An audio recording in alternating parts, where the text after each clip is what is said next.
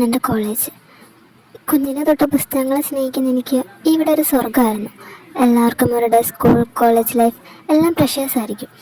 അതുപോലെ തന്നെയായിരുന്നു എനിക്കും. ഫസ്റ്റ് ഡേ തന്നെ റാഗിങ് പേടിച്ച് വന്ന എനിക്ക് അങ്ങനെയൊന്നും കാണാൻ സാധിച്ചില്ല. പിന്നെ എങ്ങനെയൊക്കെയോ ക്ലാസ് തപ്പിപ്പിടിച്ച് ക്ലാസ്സിലെത്തി. എൻ്റെ കണ്ണുകൾ ആദ്യം പോയത് സെക്കൻഡ് ലാസ്റ്റ് ബെഞ്ചിലിരിക്കുന്ന ആ വ്യക്തിയിലായിരുന്നു. എക്സ്ക്യൂസ് മീ,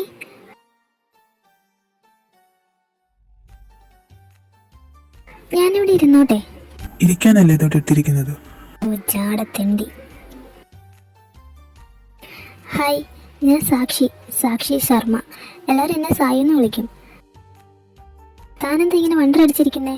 ഓ, എൻ്റെ സർനെയിം കേട്ടിട്ടാണോ? ഞാൻ ഇവിടുത്തെ കാര്യമല്ല. എൻ്റെ വലിയ ആഗ്രഹമായിരുന്നു കേരളത്തിൽ വന്ന് പഠിക്കണമെന്ന്. അതുകൊണ്ട് അമ്മയ്ക്ക് ഇവിടെ ചേർന്നേ. ഒരു ഹിന്ദിക്കാരിയെ ഞാൻ എങ്ങനെ ഇത്ര നന്നായി മലയാളം പറയുന്നതെന്നല്ലേ ഏതാ വിചാരിക്കുന്നേ? എൻ്റെ അമ്മ മലയാളിയാണ്. പിന്നെ എൻ്റെ ദീദി കുഞ്ഞിലെ തൊട്ട് കേരളത്തിലാണ് പഠിച്ചത്. അങ്ങനെ അവരിൽ നിന്നൊക്കെ ഞാൻ മലയാളം പഠിച്ചു. അതുകൊണ്ട് എനിക്ക് മലയാളം സംസാരിക്കാൻ ഒത്തിരി ഇഷ്ടമാണ്. ഓ, അതുകൊണ്ടാണോ എം എ മലയാളം എടുത്തേ? അല്ല, ഞാൻ ഇംഗ്ലീഷാണ്. പിന്നെന്തിനാ താൻ ഇവിടെ ഇരിക്കുന്നേ? ഇത് മലയാളം ഡിപ്പാർട്ട്മെന്റാ, ഇംഗ്ലീഷ് ഡിപ്പാർട്ട്മെന്റ് ഇതിന്റെ അപ്പുറത്താ. സത്യേട്ടൻ ഫസ്റ്റ് ഇയർ ഇംഗ്ലീഷ് അല്ലേ? അയ്യോ, എന്നാ ശരി, ഞാൻ പോവാ. നമുക്ക് ബ്രേക്ക് ടൈമിൽ കാണാവേ. ബൈ. ഹലോ മാഷേ. ആരിത്? ക്ലാസ് ഒക്കെ കണ്ടുപിടിച്ചോ? ഇത്ര വലിയ ഉണ്ട കണ്ണുണ്ടായിട്ട് ഫസ്റ്റ് ഇയർ മലയാളം എഴുതിയ ബോർഡ് താൻ കണ്ടില്ലേ? സത്യം പറഞ്ഞ മാഷേ, ഞാൻ ശ്രദ്ധിച്ചില്ല. പിന്നെ ക്ലാസ് ഒക്കെ മാറുന്നത് സർവ്വസാധാരണല്ലേ? തനിക്ക് ക്ലാസ് അല്ലല്ലോ, ഡിപ്പാർട്ട്മെന്റ് മാറിപ്പോയില്ലേ?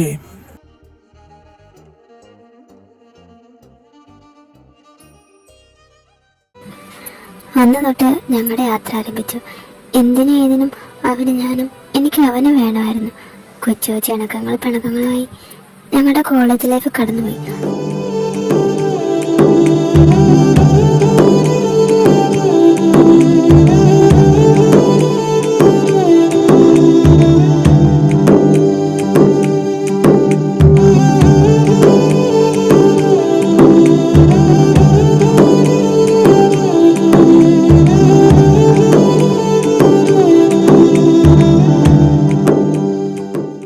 അവൻ നന്നായി എഴുതുമായിരുന്നു.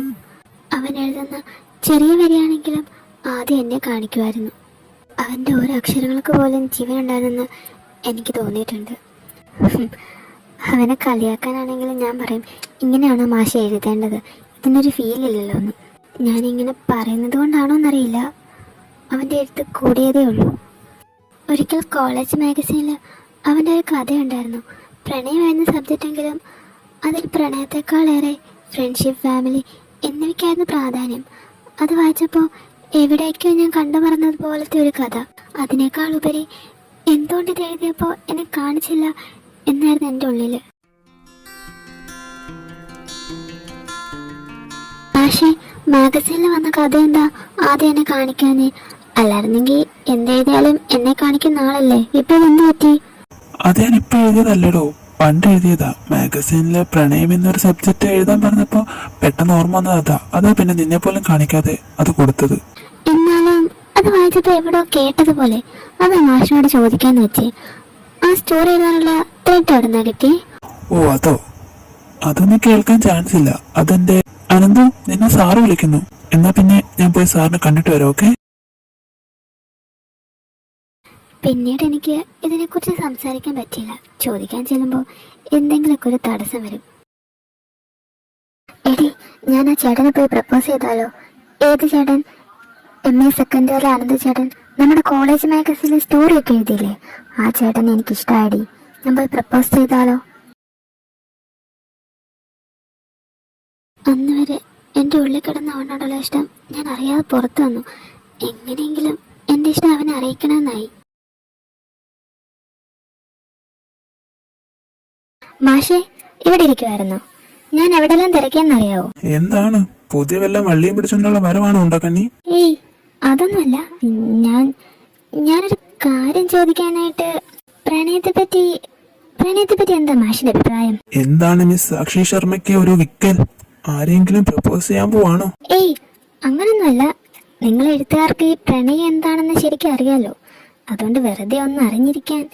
ഞങ്ങൾക്ക് അങ്ങനെ പ്രണയത്തെക്കുറിച്ച് ഒന്നും അറിയില്ല. ഇതൊക്കെ ഞങ്ങളുടെ ഭാവനയല്ലേ. പിന്നെ ചില സമയങ്ങളിൽ ഇത് റിയാലിറ്റി ആവുന്നുമുണ്ട്. ചുറ്റും നടക്കുന്ന കാര്യങ്ങൾ മനസ്സിലാക്കിയാണ് ഞാൻ പ്രണയത്തെ വിലയിരുത്തുന്നത്. അപ്പൊ എന്റെ മാഷ് പ്രണയിച്ചാണ് കല്യാണം കഴിക്കാൻ പോകുന്നല്ലേ? അല്ല, എനിക്ക് വെറുപ്പാണ്. പ്രണയത്തിന് ആത്മാർത്ഥതയില്ല, അവിടെ സ്വാർത്ഥത മാത്രമേ ഉള്ളൂ. ഞാൻ എഴുതി ഏതെങ്കിലും ഒരു വരി നീ പ്രണയം കണ്ടിട്ടുണ്ടോ? പിന്നെ മാഗസീനിൽ കണ്ട കഥ, അത് ഞാൻ 3 വർഷം മുന്നേ എഴുതിയതാണ്. അത് ഞാൻ അത്രമേൽ കണ്ടറിഞ്ഞ അവന്റെ പ്രണയമായിരുന്നു. പണ്ടു പണ്ടേ പൂത്ത മലരുകൾ മിന്നും മിന്നാമേനുകൾ ഒരു കുറിയിനി വരുമോ? മറുചിരിയുടെ ഇതളുകൾ പുലരൊളി നിറവുകൾ ഇരുളിതായി വരുമോ? പണ്ടു പണ്ടേ പൂത്ത മലരുകൾ മിന്നും മിന്നാമേനുകൾ ഒരു കുറിയിനി വരുമോ? മറുചിരിയുടെ ഇതളുകൾ പുലരൊളി നിറവുകൾ ഇരുളിതായി വരുമോ?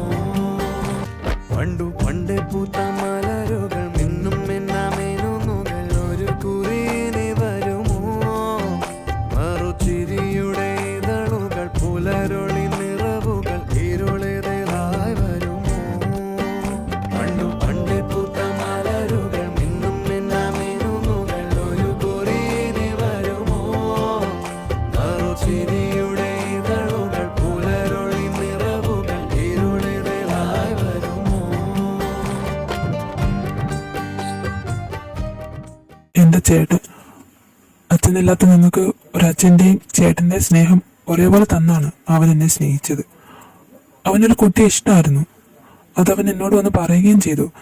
എന്നാൽ അവൾ നമുക്ക് ചേരില്ല, അവൾ വലിയ വീട്ടിലെ കുട്ടിയാണ്, എനിക്ക് സ്നേഹിക്കാൻ ഒരു അർഹതയില്ല എന്നവൻ പറഞ്ഞു. ദിവസങ്ങൾ കഴിഞ്ഞ് അവൻ വന്ന് പറഞ്ഞു ആ കുട്ടിക്ക് അവൻ ഇഷ്ടമാണെന്ന്. പിന്നീട് അവരുടെ ദിവസങ്ങളായിരുന്നു. എന്നാൽ ഈ സന്തോഷം നഷ്ടമായത് ആ നശിച്ച രാത്രിയിലായിരുന്നു.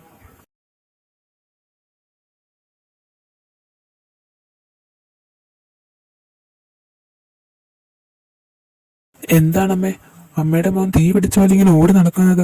റിസൾട്ട് വന്നു, സപ്ലിയും കാണും. എനിക്ക് അപ്പോഴേ അറിയായിരുന്നു പ്രേമിച്ച് നടക്കുമ്പോൾ ഇതുപോലെ സപ്ലി ഒക്കെ വരുമെന്ന്. അതുകൊണ്ടല്ലേ ഞാൻ... ഹലോ സാൻവി, നീ എന്താ ഈ പറയുന്നേ? വീട്ടിൽ നിന്ന് ഇറങ്ങിന്നോ? നീ ഇപ്പം എവിടെ നിൽക്കുന്നേ? ആ ശരി, ഞാൻ അങ്ങോട്ട് വരാം. ഏട്ടാ, എന്താ എന്താ പ്രശ്നം? നന്ദുട്ടാ, സാൻവി അവളെ വീട് വിട്ട് ഇറങ്ങിയെന്ന്. ഞങ്ങളുടെ കാര്യം വീട്ടിൽ അറിഞ്ഞുവെന്ന്. എനിക്ക് വേഗം പോകണം. അവളിവിടെ നിൽക്കുക, ഞാൻ കൂട്ടിക്കൊണ്ട് വരാം. എന്നാൽ ഞാനിവിടെ വരാം, ഏട്ടൻ ഒറ്റയ്ക്ക് പോകണ്ട. വേണ്ടടാ, ഞാൻ വേഗം പോയി അവളെ കൂട്ടിക്കൊണ്ട് വരാം. വേഗം വരാമെന്ന് പറഞ്ഞ് പോയ ഏട്ടൻ പിന്നെ വന്നില്ല.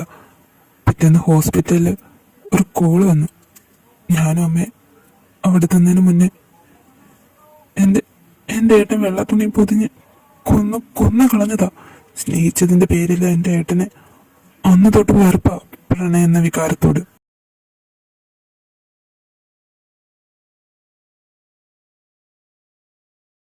ദീദി, ദീദി ഞാൻ തെറ്റെയ്തു ദീദി. സായു, നീ എന്തിനാ കരയുന്നേ?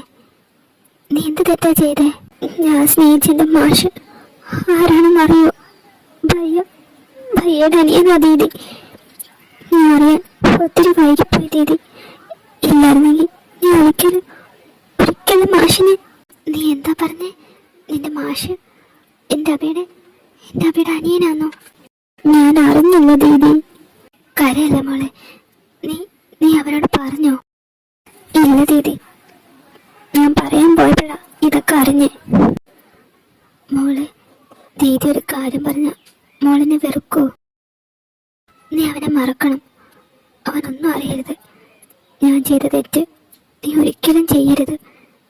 ഞാൻ കാരണം ആ പാവ അമ്മയുടെ ഒരു മകൻ നഷ്ടമായി. അതേ കുടുംബത്തിലൊരാ കാരണം ആ അമ്മയുടെ ഒരു മകൻ കൂടി. ഇല്ല ദീദി, ഞാനൊന്നും പറയില്ല. പക്ഷെ മാഷിനെ മറക്കാൻ മാത്രം പറയില്ലേ? ഭയ്യ മരിച്ചിട്ടും ആ ഓർമ്മകളുമായി ദീദി കഴിയുന്നില്ലേ? അതുപോലെ ഞാനും ചിരിച്ചോളാം ദീദി. പ്ലീസ് ദീദി, മറക്കാൻ മാത്രം പറയുള്ളൂ ദീദി, പ്ലീസ്.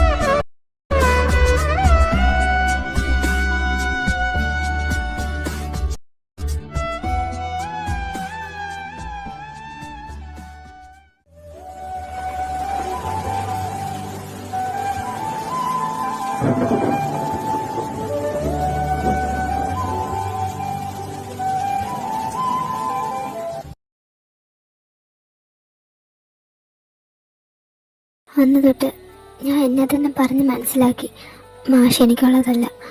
പിന്നീട് അങ്ങോട്ട് ഞാൻ അവനിൽ നിന്ന് അകലം പാലിച്ചു. കത്തി കുത്തുന്ന വേദനയോടെയാണ് ഞാൻ അവനിൽ നിന്ന് അകന്നത്.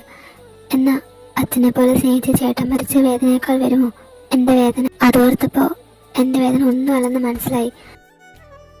പിന്നീട് ഞാൻ തന്നെ അകൽച്ച കുറച്ചു. പണ്ടത്തെ പോലെ ഞാൻ മിണ്ടാൻ തുടങ്ങിയപ്പോൾ അവൻ്റെ മുഖത്തെ സന്തോഷം കാണുമായിരുന്നു. എൻ്റെ ഉള്ളിലെ ഫീലിങ്സ് മറച്ചു വെച്ച് ഫ്രണ്ടെന്ന മുഖംമൂടി ഞാൻ അണിഞ്ഞു. ഞങ്ങളുടെ കോളേജ് ലൈഫ് കഴിഞ്ഞു. ഇനിയുള്ള കാലം കേരളത്തിൽ ജീവിക്കാൻ തീരുമാനിച്ച ഞാൻ എക്സാംസ് തീർന്നതും എൻ്റെ നാട്ടിലേക്ക് വണ്ടി കയറി. പിന്നീട് സർട്ടിഫിക്കറ്റ് മേടിക്കാനാണ് ഞാൻ കേരളത്തിൽ വന്നത്. അന്ന് അവസാനമായാണ് ഞാൻ മാഷിനെ കണ്ടത്. പിന്നീട് ഉണ്ടക്കണ്ണി എവിടായിരുന്നു? നിനക്ക് ഇപ്പോഴെങ്കിലും വരാൻ തോന്നിയല്ലോ. കേരളമാണ് ഇഷ്ടം, ഇനി ഇവിടാണ് നിൽക്കാൻ പോകുന്നേ എന്നൊക്കെ പറഞ്ഞിട്ട് എക്സാംസ് കഴിഞ്ഞ ഉടനെ അവൾ പെട്ടിയും തൂക്കിപ്പോയി. മാഷേ, അതൊന്നുമല്ല. എക്സാം കഴിഞ്ഞ് നാട്ടിൽ പോയതാണ്. ബാബയും ദീദിയൊക്കെ അവിടെ നിൽക്കാൻ പറഞ്ഞുകൊണ്ട് ഇവിടെ വന്ന് മാഷിനെ കാണണമെന്നുണ്ടായിരുന്നു. പിന്നെ ജോലി തിരക്ക് കാരണം. ഓ, പിന്നെ ഒരു ജോലി തിരക്ക് എന്ന് വെച്ചാൽ ആ സംസ്ഥാനം മൊത്തം ഭരിക്കുന്നത് നീയാണല്ലോ. ആ കോളേജിലെ പ്രൊഫസർ അല്ലേടി, എല്ലാവർക്കും ലീവ് കിട്ടുന്ന കൂട്ടത്തിൽ നിനക്കും കിട്ടില്ലേ? അപ്പൊ ഇവിടെ വന്നൊന്ന് കണ്ടാ പോരെ?